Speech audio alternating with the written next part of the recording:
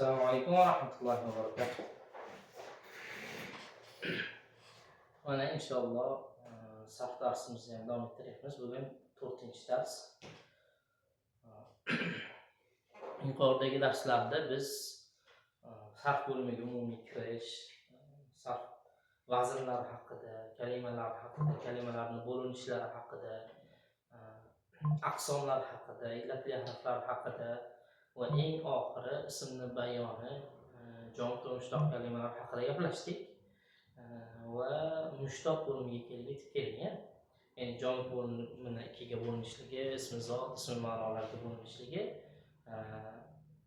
ismi zotdan hech qanday kalima chiqarib bo'lmasligi, ismi ma'nodan esa jamiki bundan buyog'iga ishlatadigan kalimalarimizni ismi ma'nodan chiqarib olishimizni o'rgandik. Endi bugun inshaalloh mushtoqlar haqida gaplashamiz. Mushtoqlar nima? Mushtoq so'zma-so'z yorib olingan, ishtiqoq qilingan degan mazmunni ifoda etadi. U masdardan chiqarib olingan kalimalar. Masdardan chiqarib olingan, ya'ni bir o'zakdan turli xil so'zlarni chiqarib olinadi. O'sha chiqarib olingan so'zlarni biz bemalol nima deyishimiz mumkin bo'ladi? Mushtoq deyishimiz mumkin bo'ladi. Misol uchun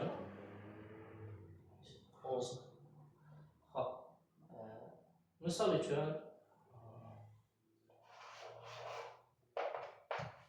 kita va tun degan bitta o'zak so'zni, ya'ni ism ma'noni masdardan oladigan bo'lsak, shu bitta so'zni o'zidan biz chiqarib yuzlab balki minglab chiqarib olishimiz mumkin bo'lgan so'zlar bor.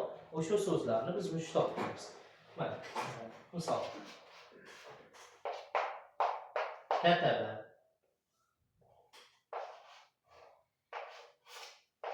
katibun.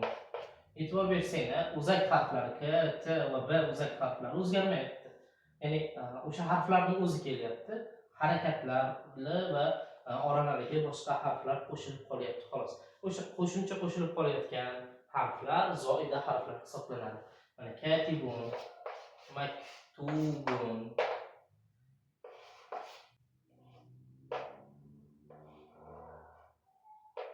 lam yaktub. Misol uchun. Endi mushtoqlarni tartib bilan o'tib kelamiz. Mushtoq yuqorida aytganimizdek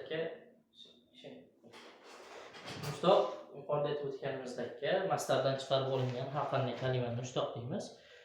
Endi ularni biz sarf darsida tartib bilan o'rganamiz. O'sha tartib bilan o'rganish tartibimiz bo'yicha hozir ko'rib chiqamiz. Mana bunga ulanib qoladi. Hozir yoqsangiz bunga ulanib qoladi. Bulut yoqildi. Mana zaps qilayotgan o'shaniki ulanib qoladi. Xo'p. Endi biz bundan buyog'iga sarf darsida birgalikda ko'rib chiqadigan uslubimizda, tartibimizda mushtoq kalimalarni ko'rib chiqamiz. Ismlarni ba'zilari mushtoq bo'ladi, fe'llarni bo'lsa barchasi mushtoq. Ya'ni maxsus xos jamot fe'llardan tashqari boshqa barcha fe'llar masdardan o'zakdan chiqarib olinadi. Xo'p, birinchi o'rinda ko'radiganimiz o'tgan zamon fe'li. O'tgan zamon. O'tgan zamon fe'li. O'tgan zamon fe'lini arab tilida fi'lu madin deymiz. Bu qanday bo'ladi? O'tgan zamon fe'li fa'ala vaznida yasab olinadi. Ya'ni o'zakdan, masdardan chiqarib olinadi.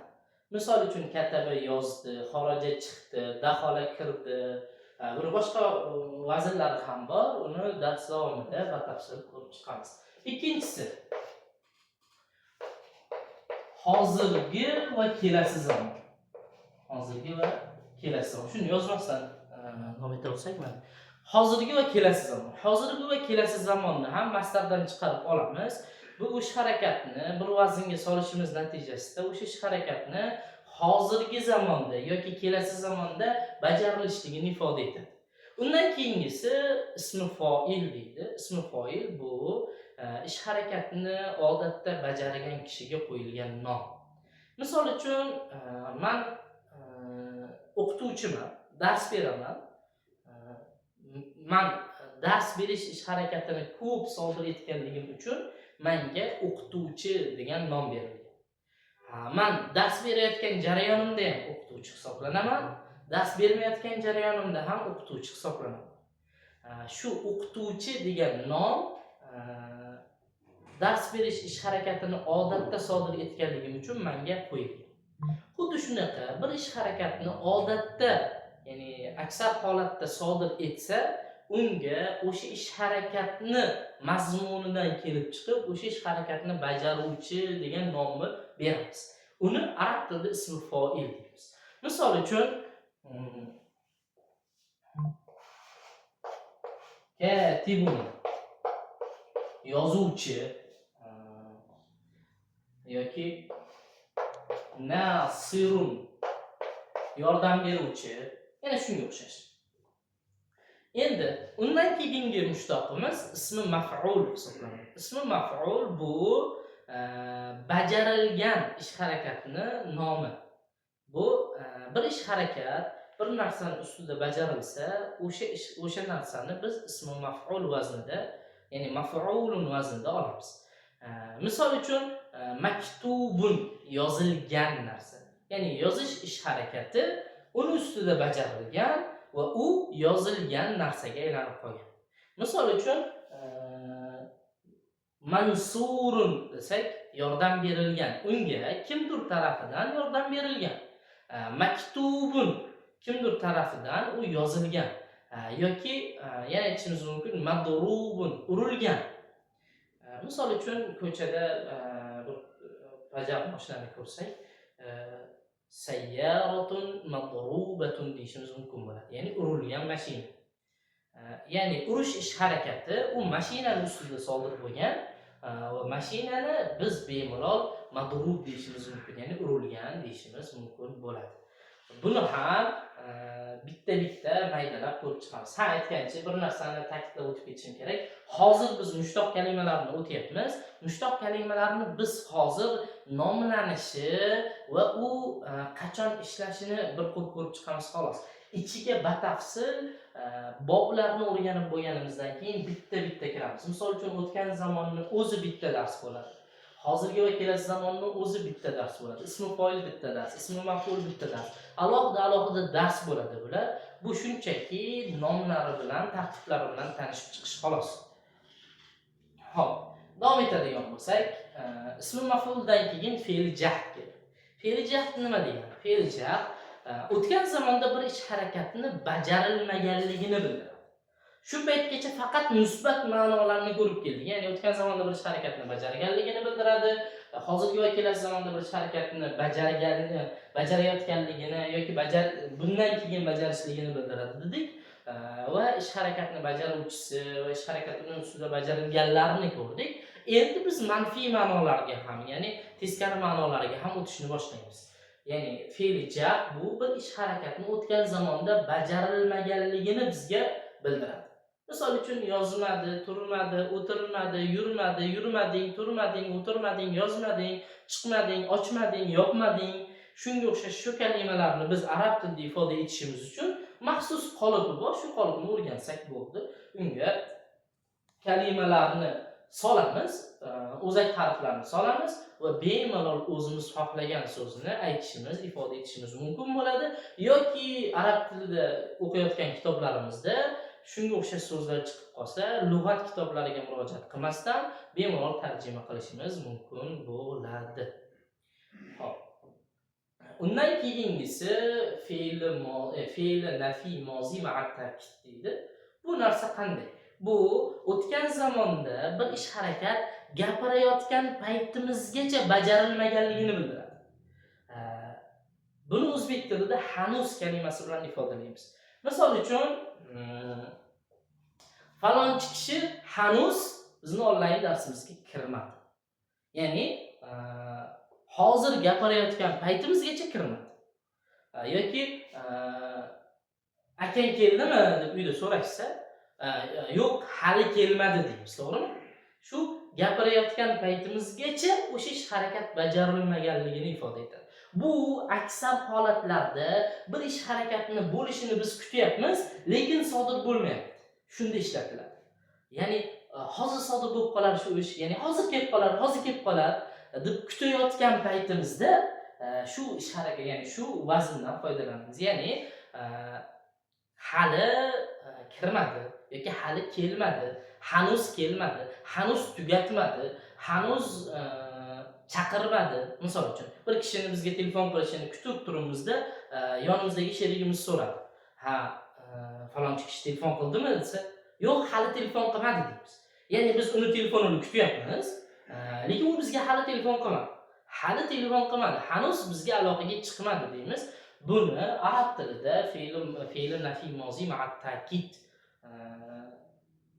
da ishlatamiz. Buni maxsus qoliplari, vaznlari bor.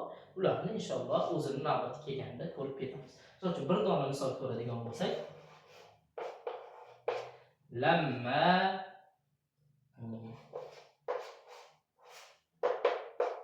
yaktub, hanuz yozmadi yoki hali yozmadi. Shuni sal o'zgartiradigan bo'lsak, lamma aktub, men hali yozmadim.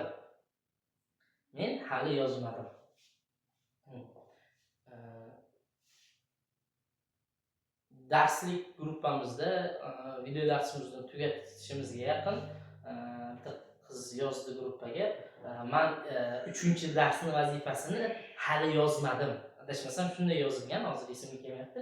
Xuddi shuni arab tilida mana shunday ifodalaymiz.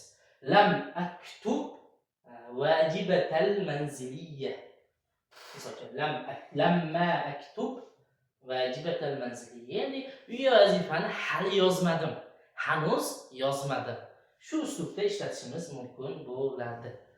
Endi undan keyingisi fe'l nafiy mozi, fe'l nafiy muzori. Fe'l nafiy muzori qanday bo'ladi? Hozirgi zamon, fe'l nafiy muzori hozir. Fe'l nafiy hozir. Hozirgi zamonda bir ish harakatni sodir bo'lmayotganligini bildiradi. Aynan gapirayotgan paytimizda o'sha ish harakat sodir bo'lmasligi kerak. Uni qanday ifodalaymiz?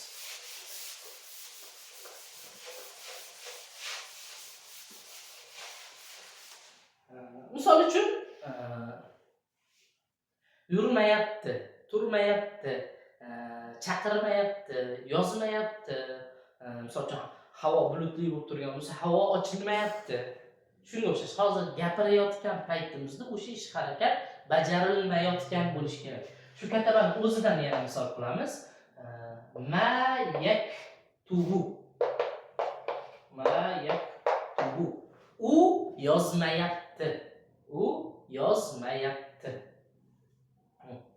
Endi shu agar gapirganimizdan keyin sodir qilmaydigan bo'lsa-chi. Misol uchun Ahmad telefon qildi bizga, "Ha, men ertaga bormayman" dedi. Biz uni xabarini boshqasiga aytyapmiz. "Ha, Ahmad ertaga kelmas ekan." Shuni arab tilida qanday ifodalaymiz? Buni fe'l nafiy mustaqbal bilan ifodalaymiz. Shuni mana bu ma'ni o'rniga la ni qo'yamiz. La, misol uchun yaji'u. La yaji'u, u kelmaydi. Ya'ni kelasi zamonda, ya'ni gapirayotgan paytimizdan keyin o'sha ish harakatni sodir qilmaydi. Shuni ifodalaydi. Endi kelajakda bir ish harakatni sodir qilmasligiga shuni ishlatadigan bo'ldik. Endi kelajakda bir ish harakatni sodir qilmasligini aniq umuman bajarmayman bu ishni deb ta'kidlab aytmoqchi bo'lsa, buni biz fe'l nafiy mustaqbal ma'at ta'kiddan foydalanamiz. U qanday bo'ladi? Bunda mana buni boshiga lan o'rniga lan olib kelamizda, undan u yog'iga o'sha fe'limizni berishimiz mumkin bo'ladi. Misol uchun lan yaktuba. harakatlarning o'zgarishini inshaalloh batafsil o'sha joylarning o'zida kirishganimizda ko'rib chiqamiz. Lan yaktuba nima degani? Lan yaktuba hargiz shu ishni qilmayman degan. Lan yaktuba hargiz yozmayman. Lan yaji'a hargiz kelmaydi. Misol uchun aytsakki, bir kishi bilan urushib qoldik. Senga umuman gapirmayman demoqchi bo'lsak, lan atakallamaka. Ya'ni men senga umuman gapirmayman. Lan atakallam. Umuman gapirmayman. Ya'ni senga hech gapirmayman degan mazmunda ishlatsak bo'lardi. Keyingisi buyruq. Ya'ni biz hozir o'tgan zamonda bir ish harakatni sodir bo'lishligi, sodir bo'lmasligi, hozirgi zamonda bir ish harakatni sodir bo'lish bo'lmasligi, kelasi zamondagilarni ko'rib chiqdik. Endi buyruq berish. Buyruq berishimiz kerak. Yoz, o'tir, tur, chiq, shunga o'xshash buyruqlarni berishimiz kerak. Buyruq berishimiz uchun ham biz ikki xil mushtoqdan foydalanamiz, ikki xil uslubdan foydalanamiz. Birinchisi o'zimiz gapirayotgan kishiga nisbatan buyruq berish, oldimizda turgan kishiga nisbatan buyruq berish. Misol uchun, falonchi falon narsa qil. O'tir, tur, yoz, chiq, derazani och, eshikni yop, chiroqni yoq, chiroqni o'chir, shunga o'xshash. Buni biz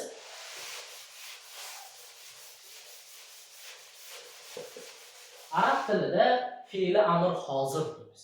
Ya'ni hozir bo'lib turgan, oldimizda sizdagi bizni gapimizni eshitib turgan shaxsga nisbatan buyruq berish. Fe'li amr hozir. Buni mana bu shaklda ifoda etamiz. Bu shakllarni batafsil o'rganamiz. Shakllar esda qolmayapti, ko'p shakllarni o'tib ketyapmiz deb o'ylayotganlar uchun bu shakllarni boshqatdan maydalab qanday yasaymiz? Nima uchun mana bu yerga zamma olib kelamiz? Nima uchun bu yerni sukun qilamiz? Nima uchun buni sukun qilamiz? Nima uchun boshiga bu alif, ya'ni vasli hamzani olib keldik? Bu vasli hamza bilan qat'iy hamzani farqi nima? Ularni batafsil dars jarayonida o'tib ketamiz inshaalloh. Uktub yoz, ijlis o'tir, uxruj chiq, udxul kir. Shunga o'xshash biz o'zimiz gapimizni eshitayotgan kishiga nisbatan buyruq berish fe'li amr hozir deyiladi. Endi keyingisi fe'li amr g'oyib. Ya'ni yo'q kishiga nisbatan buyruq berish yoki o'zimizga nisbatan buyruq berish. O'zimizga nisbatan buyruq berish shakli buyruq o'xshagani bilan bu ko'proq iltimos variantiga tushadi. Ya'ni nimadir ish qilmoqchi bo'lsak, kimdirdan ruxsat so'rashimiz kerak bo'ladigan bo'lsa, shu qolipdan foydalanamiz. Misol uchun, ota-onamizdan qayergadir bormoqchi bo'lsak, ruxsat so'rash. Falon joyga boray yoki falon narsani olay. Ya'ni go'yoki odam o'ziga o'zi buyruq berayotganga o'xshaydi. Asli uni aytayotgan kishisidan ruxsat olish uchun ishlatayotgan bo'ladi. Qarasam, sizlarga aytsamki, shu darsni bugun to'xtataylik, ya'ni davom ettirmaylik, davomini boshqa kun o'taylik desam, xuddi shakl jihatidan bizga buyruq berayotgandek, lekin asli ma'no jihatdan sizlarga bu narsani taklif qilayotgan, sizlarni fikringizni bilmoqchi bo'lib, shuni tatbiq qilmoqchi bo'lgan bo'laman. Misol uchun, 4-5 ta oshna og'ayni yig'ilib qolindida, falon joyga boraylik, masalan, PlayStationga boraylik, futbolga boraylik degan takliflarni beriladi. Qolganlar ma'qullasa, o'sha joyga boriladi. Agar qolganlar ma'qullamasa, u borilmaydi. Shuning uchun bu shakl ko'proq odam o'ziga o'zi buyruq emas, boshqadan o'zi qilmoqchi bo'lgan ishga ruxsat olishga o'xshaydi. Lekin g'oyibga bo'lsa, ya'ni yo'q odamga nisbatan bo'lsa, u buyruq bo'ladi. Misol uchun, falonchi pisonchiga aytib qo'y, darsini vaqtida qilsin. Yoki menga aloqaga chiqsin. U menga telefon qilsin. U yozsin, u chizsin. U yana boshqa ishlarni qilsin demoqchi bo'lsak, maxsus qoliplardan foydalanishimiz kerak bo'ladi. Misol uchun,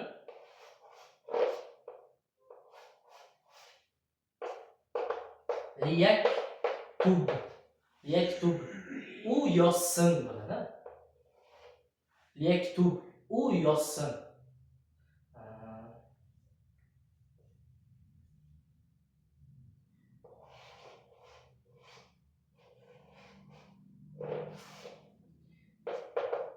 liyattasil bi menga aloqaga chiqsin. Ya'ni menga bog'lansin degan mazmunda bo'ladi. Liyattasil bi menga bog'lansin. Bu shaklni amr g'oyib deymiz. Ya'ni fe'li amr g'oyib deymiz. Endi e'tibor bergan bo'lsanglar, bir ish harakatni sodir bo'lishini, bo'layotganini, bo'lmasligini va u ish harakatga undashni ko'rdik, ya'ni buyruq berishni. Endi qaytarish qolyapti. Bir ish harakatdan qaytarishimiz kerak. Qanday qaytaramiz? Arab tilida buni fe'li nahiy. Ya'ni qaytariq fe'li. U ish harakatini xoh ro'paramizdagi odam qilayotgan bo'lsin yoki boshqa odam qilayotgan bo'lsin yoki qilmayotgan bo'lsin, farqi yo'q, ishlatsak bo'ladi. Misol uchun bir odam sigaret chekib turibdi. Sigaret chekma deymiz. Bir odam umuman sigaret chekmaydi. Unga qarab turib ham sigaret chekma deb bemalol ayta olamiz. Mana shu shaklni, biror bir harakatni qilma degan shaklni ham biz qoliplarni sarfda maydalab ko'rib chiqamiz. U qanday bo'ladi? Bu fe'l nafiyga, ya'ni u kelajak zamonda bir ish harakatini sodir bo'lmasligini ifoda etadigan fe'lga o'xshab ketadi. Faqat qisman farqlari bor. Bu farqlarni inshaalloh maydalab o'tayotganimizda batafsil ko'rib chiqamiz.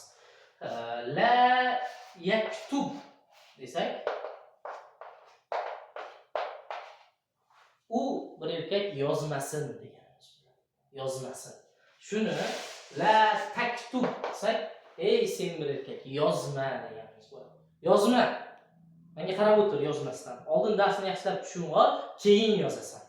Shunday deyishimiz uchun la taktub deymiz. Yozma. La takhruj chiqma. La tadkhul kirma.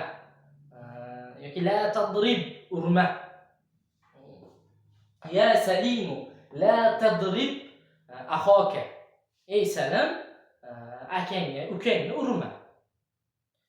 Shunda bir ish harakatdan qaytarish mazmunini shu qolipdan foydalanib birgalikda inshaalloh yasaymiz. Endi bir ish harakatni sodir bo'ladigan o'rni yoki vaqtini ifodalashimiz kerak. Agar birinchi darsda aytib o'tgan bo'lsam, arab tili so'z boyligi bo'yicha tillarning ichida birinchi o'rinda turadi. Hattoki ikkinchi o'rin bilan o'rtasidagi tafovut ham o'ta katta. Ya'ni boshqa tillar hali arab tiliga so'z boyligi jihatidan yetib olishiga hali ancha bor. Bu hozir ko'radigan ba'zi bir kategoriyalarimiz boshqa tillarda alohida xos kalimalar bilan ifoda etilmaydi. Lekin arab tilida har bitta so'zni o'zini xos ishlatiladigan kalimasi so'zi bo'ladi. Qisqacha qilib aytganda ustozlarimiz ko'p ta'kidlashadi. Ya'ni boshqa tildagi har qanday so'zni arab tilida o'sha so'zni mazmunidagi muqobili bo'ladi. Lekin arab tilidagi har qanday so'zni boshqa tilda o'zining muqobilini topish qiyin bo'ladi. Hozir o'tadigan bo'limimizni ham o'zbek tilida bir dona so'z bilan ifoda etishni imkoni bo'lmaydi, lekin arab tilida buni bemalol qilsak bo'ladi. Bu qanday narsa? Bir ish harakatni bajarish joyi yoki bajarish vaqti. Misol uchun maktab so'zini hammamiz bilamiz. Maktab so'zini biz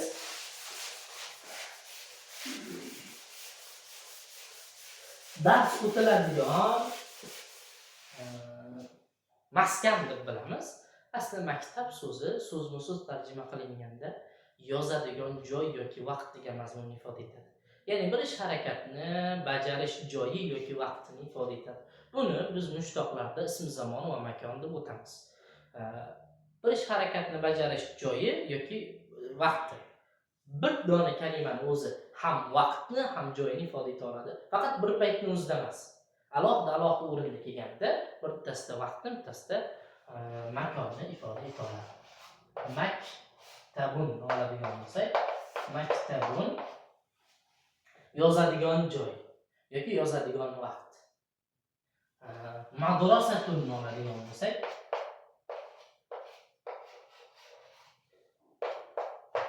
madrasatun dars qiladigan joy yoki dars qiladigan vaqt. Shuning uchun bizdagi maktablarni arab tilida madrasatun deydi. Madrasatun. Chunki maktabda faqat yozilmaydi. Maktabda umumiy dars qilinadi. Dars qilish ba'zan yozish bilan, ba'zan eshitish bilan, ba'zan gapirish bilan bo'lganligi uchun umumiy madrasatun deyiladi. Maktabun deyilmaydi. Maktabun deb biz o'sha maktablarda foydalanadigan partalarni bemalol aytishimiz mumkin. U parta asosiy vazifasi bizga yozish uchun yordam beradi. Shuning uchun ularni arab tilida maktabun deb bemalol ifoda etishimiz mumkin bo'ladi. Demak, biz bir dona kitabatun o'zagini yaxshi o'rgansak, hozir mana sanab o'tgan jami 16 ta, hozir adashmasam 13 ta, 14 ta bo'lib qoldi. Shu mushtoqlarni barchasiga kitabatun o'zagini solib so'zlar hosil qilishimiz mumkin.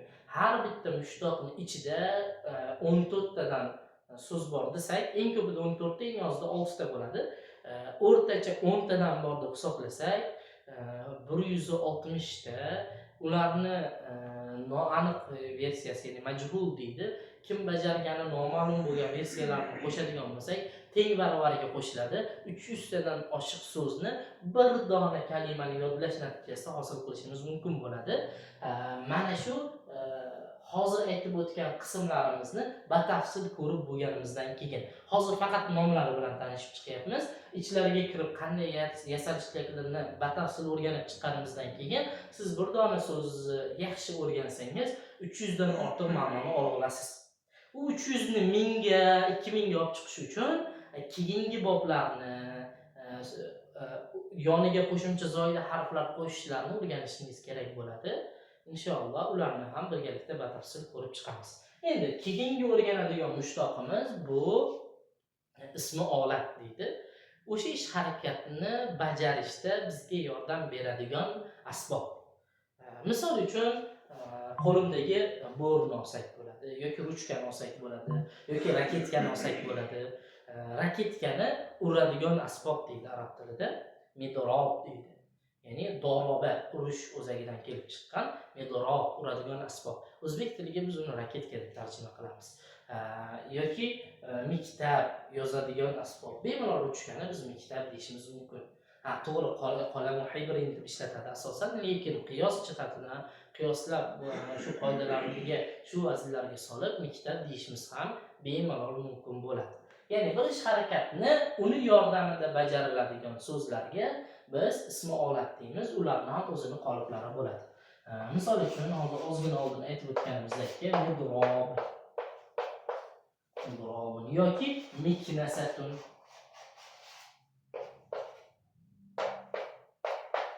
Miknasatun supurgi degan. Supurgi. Ya'ni supurish ish harakatini bajarishda bizga yordam beradigan asbob.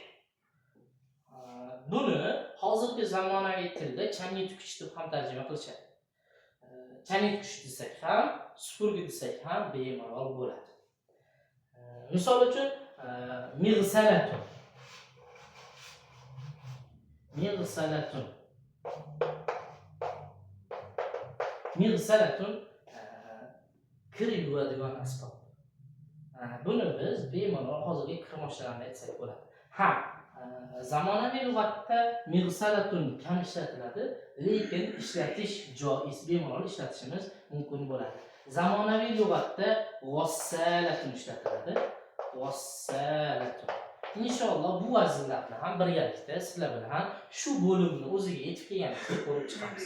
Endi undan keyingi o'tadigan, ya'ni mushtoqimiz bu superlativ, komparativ qoidalarga to'g'ri keladi ingliz tilidagi, ya'ni orttirma va eng oliy darajalar. Ya'ni ikkita narsani bir-biriga taqqoslash yoki bir narsani o'sha gapirilayotgan muhitdagi boshqa narsalardan eng yaxshi yoki eng yomonligini ifoda etishimiz uchun kerak bo'ladigan qolip. Buni arab tilida af'alu qolipidan foydalanib yasaymiz. Misol uchun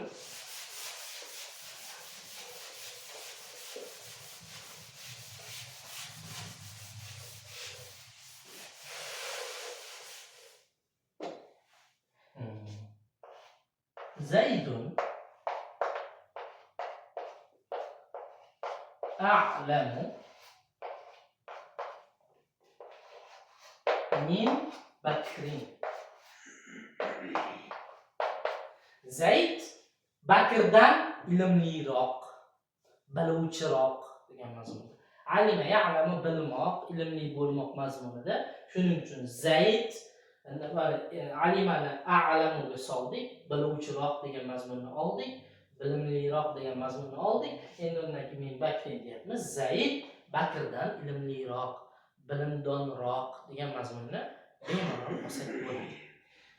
Yoki xuddi shu qolipni o'zidan eng bilimligi, eng donosi yoki eng yaxshisi yoki eng yomoni degan mazmunlarni ham bemalol olishimiz mumkin bo'ladi. Misol uchun mana bu qismini olib tashlab turib, Zaydun a'lamu fi hadha as-sof desak, doskani chekkasi ham ko'rinyaptimi akbarxon? Akbarxon, doskani chekkasi ham ko'rinyapti. Hop. Zaydun a'lamu fi hadha as-sof desak, tamam. Zayd bu sinfda eng bilimdon degan. Eng bilimdon. Ko'ryapsanmi? Shu bitta qolipdan ingliz tilidagi superlativ hamda komparativ qoidalarni birgina qolipni o'zida biz ifoda etishimiz mumkin bo'ladi. Buni yana boshqa bir ma'nolari, boshqa bir uslublari bor. Uni o'sha qismga, o'sha bo'limga kelganimizda batafsil o'rganamiz. Endi undan keyingisi fi'l ta'ajjub deydi. Ta'ajjub fe'llar. Bir narsadan ajablanganimizda, bir narsadan hayratda qolganimizda ishlatamiz. Misol uchun, men o'zim xatim xuniyligiga ko'pincha e'tibor beraman. Chiroyli yozilgan arab tilida yoki o'zbek tilida yozilgan mashqlarni yoki boshqalarni ko'rsam, mashalloh, naqadar chiroyli yozuv deyman. Mana shu bir narsadan hayratga tushganingizda, ta'ajjubga tushganingizda ishlatadigan kalimalarni fe'l ta'ajjub deydi. Buni ikki xil vaznda ifoda etish mumkin bo'ladi. Mazmuni ikkitasini ham bir xil bo'ladi. Naqadar zo'r degan. Ya'ni farazan katabani soladigan bo'lsak, naqadar zo'r yozuvchi. Yoki naqadar chiroyli yozuvchi. Yoki naqadar yaxshi uruvchi. Yoki naqadar yaxshi yordam beruvchi. Yoki naqadar saxiy deymiz-ku, xuddi shunaqa ifoda etishimiz mumkin bo'ladi. Misol uchun ma aktabahu desak, naqadar zo'r yozuvchi degan mazmun ifoda etadi. Naqadar zo'r yozuvchi. Zayd naqadar zo'r yozuvchi. U so'zlarni dona-dona qilib terib yozadi. Misol uchun aytsak, buni boshqa bir vaznda ham ifoda etsak bo'ladi. Ansir bihi. U naqadar yordam beruvchi kishi. O'zini boshqa ishlari bo'lsa ham biz bir xizmat aytsak, o'rnida bajaradi, yordam beradi degan mazmunda undan taajjublanib, hayratda qolib ishlatmoqchi bo'lsak, xuddi shu qolipni ishlatishimiz mumkin bo'ladi. Shu bilan mushtoqlar umumiy hammasi tugadi. Bu mushtoqlarni boblarni o'tib bo'lganimizdan keyin har bitta bobda maydalab bitta-bitta ko'rib chiqamiz inshaalloh. Hozir bitta umumiy takror qilib oladigan bo'lsak, fe'li mozi, fe'li muzori, ismi fa'il, ismi maf'ul, fe'li jar, fe'li nafi mozi ma'at ta'kid, fe'li nafi hozir, fe'li nafi mustaqbal, fe'li nafi mustaqbal ma'at ta'kid, fe'li amr g'oyib, fe'li nahi, ismi zamon va makon, ismi olat. Ismi zamon va makon yuqorida aytganimiz bir ish harakatning joyini yoki vaqtini ifoda etadigan. Ismi olat bu bir ish harakatni uning yordamida bajarishni ifoda etadigan.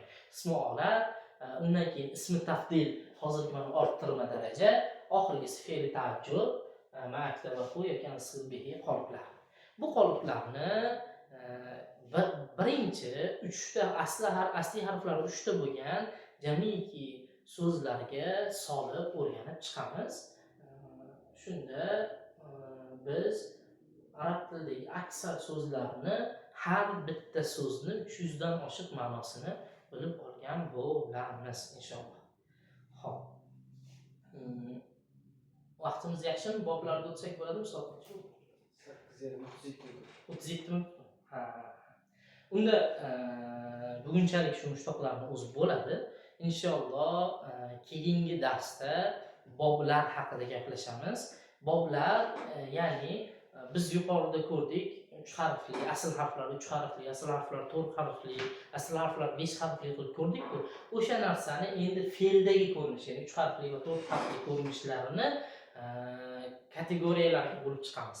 Ya'ni ba'zi birlarini harakati boshqacha bo'ladi, ba'zi birlarini ya'ni o'tgan zamonda harakati bir xil bo'lgani bilan kelasi zamonda harakati boshqacha bo'ladi. O'shalarini boblarga, kategoriyalarga ajratib chiqamiz. Inshaalloh nimaga reklamada biz 22 bobning ustiga x chizib 35 bob deganimizni ham shunda izohlab beramiz. Chunki juda ko'p kitoblarda, juda ko'p joylarda sarf ilmini o'qitayotganda 22 bob deb o'qitishadi.